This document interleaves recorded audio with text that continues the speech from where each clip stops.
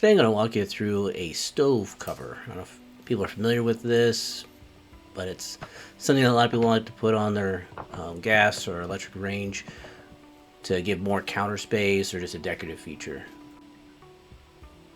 My client ordered this in walnut, so don't have any local suppliers of walnut, so I've reached out to Woodworker Source to bring in material.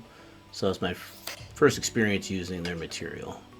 As you can see here, it is cleaned up on 3 of the 4 sides, but there is quite a bit of bow in a lot of them. So I went through each board using a straight edge to figure out how much I need to take off, and then I ran them through my table saw to square them up.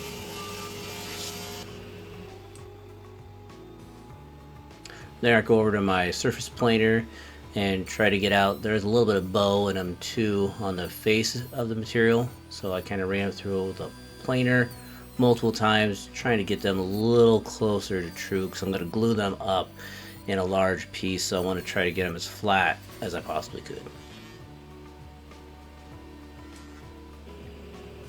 Took one of the boards over the table saw and ripped it down for an extra width for the full glue up. And then I marked everything at the measurement, which I believe these are just about 28 inches. I decided to cut them out, which is a little longer than I needed to be. So once I have all those cut down, now I'm going to glue them up. So I kind of did a quick dry run, make sure everything looks good. Put on end, and then I'm using Type-On 3. Again, it's a food grade glue. It's going to be used in the kitchen, but also gives me about a 10-minute open time. So since these boards do have quite a bit of bow in them, I did use cauls, and then I also put some clamps on the edges at each joint, trying to make sure it's as square as I could, since this is going to be too big to run through my planer, so I'd have to square it all up and even it all out with the sander. So I'll let that sit overnight. Next day I took it all out of the clamps, took all the cauls off, and then it was time to scrape all the glue off.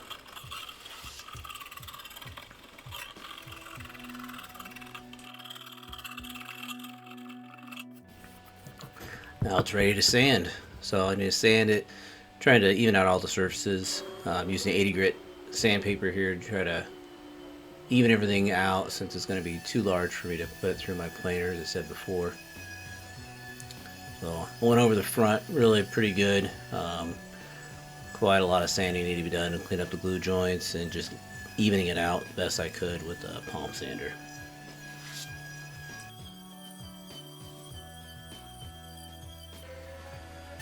Now top's done, I can go back on the bottom side.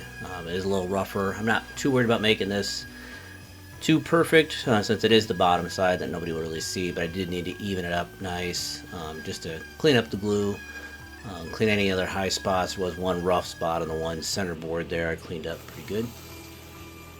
Then I took it over to my sled and squared up the one side, then set the width on my fence, my table saw to cut it to the correct width and then the correct depth. Now this will vary depending on what stove you're putting on, but step's still the same.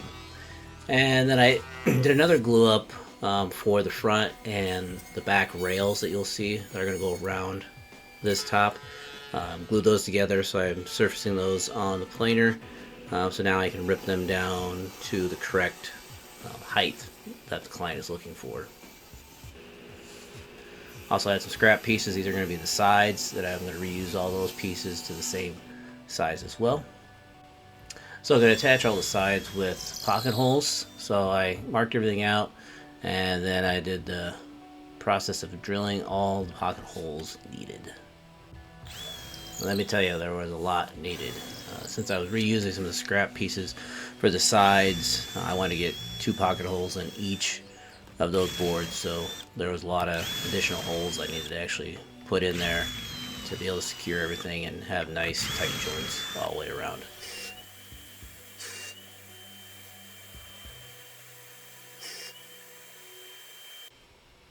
Now ready to assemble all the sides to it.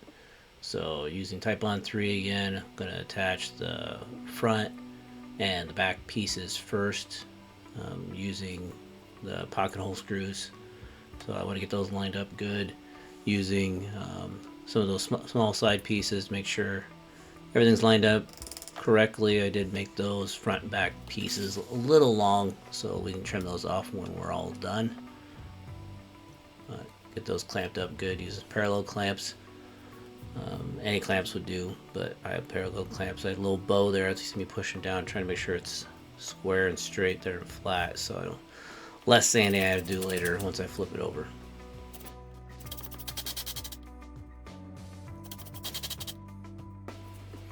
Now I'm ready to put the sides on. Start with these two front small pieces on the left and right side.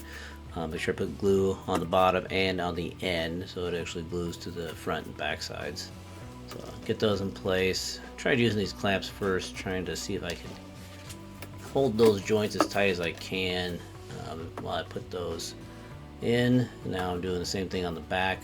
I wasn't able to really use the clamps as good here. So again, glue at the bottom on the end, and then get those in with pocket hole screws.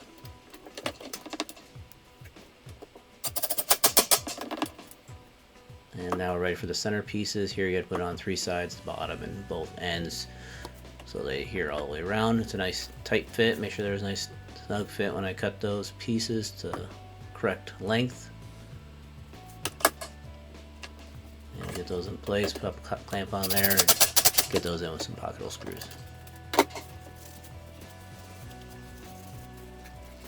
Now I'm going to clean up all the excess glue. Now it's time for sanding fun.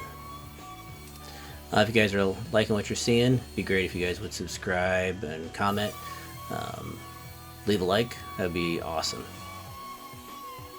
I'm sanding again with 80 grit sandpaper. The goal here is really just to get those sides till they're flush with the main surface of the top. There are some uneven spots there. Like I said, the wood had some bows in there, so trying to get those all squared up. That's what the sanding's for. So it does take a little bit of time to get that all cleaned up and squared away.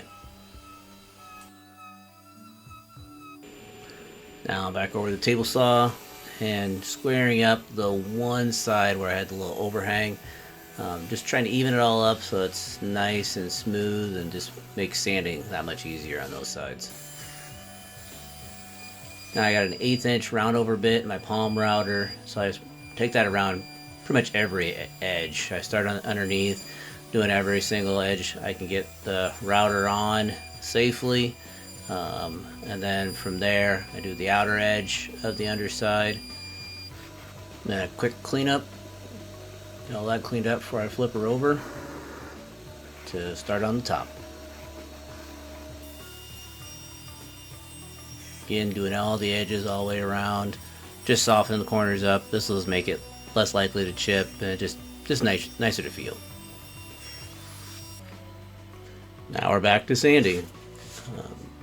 Going over it now with 150 grit, trying to just smooth it out, make it look nice and uniform, and then we'll do 220 after that.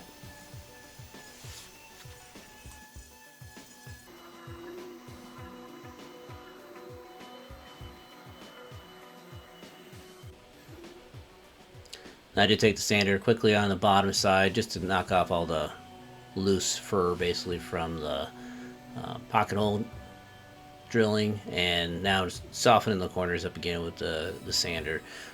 Getting it at 150, and then I'm at 220 to go through the rest of the top again to kind of the final sanding for everything. Now take a microfiber cloth and just wipe everything down, try to get all the remaining sawdust off before I start to actually finish. For the finish, I'm using Early American stain that my client has requested, and I use a rag. Any rags will do. For example, here I'm using an old sock is what I'm using, but thoroughly get it all in there, get it all in the pores. You want it to soak in good. I like to start on a surface that is less noticeable, so if there is any issues or doesn't apply the way I want it to, easier to hide underneath the side.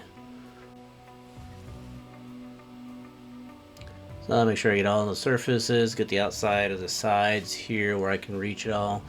Then flip her around, get the other side I can't reach from my vantage point, and now we're ready to put it on the top. And it really accents this wood grain really nice on this walnut. I don't know if you had a chance to work with any kind of walnut or other types of hardwood, but it's really a beautiful wood to work with. I've not had any issues myself so far, but it's been nice to work with.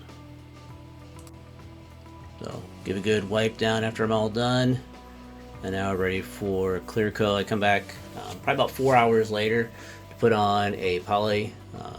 This is a satin finish I'm putting on here, so it's not too shiny, but shiny enough. Make sure you put it on thorough. Don't be, be generous. You want to protect the wood. This is really going to seal it up and just protect it from everyday use. So again, just using a rag, wiping it on good. I try to go with the wood grain, try to help reduce any type of streaking that might happen as the poly dries. Now I come back about probably 3 or 4 hours later after the poly's dried with 600 grit sandpaper, and just do a light sanding, trying to smooth everything out. Then take a microfiber cloth and wipe off all the dust before applying a second coat of poly, which I do here. Same as the first, and then I go again a couple hours later, sand, dust, poly again for the final coat. And here's the finished product. I think it came out really nice. First one I've done of this size, but the walnut, beautiful wood. So again, appreciate everybody watching. Please like, comment, subscribe, and please check out some other videos. Have a good one.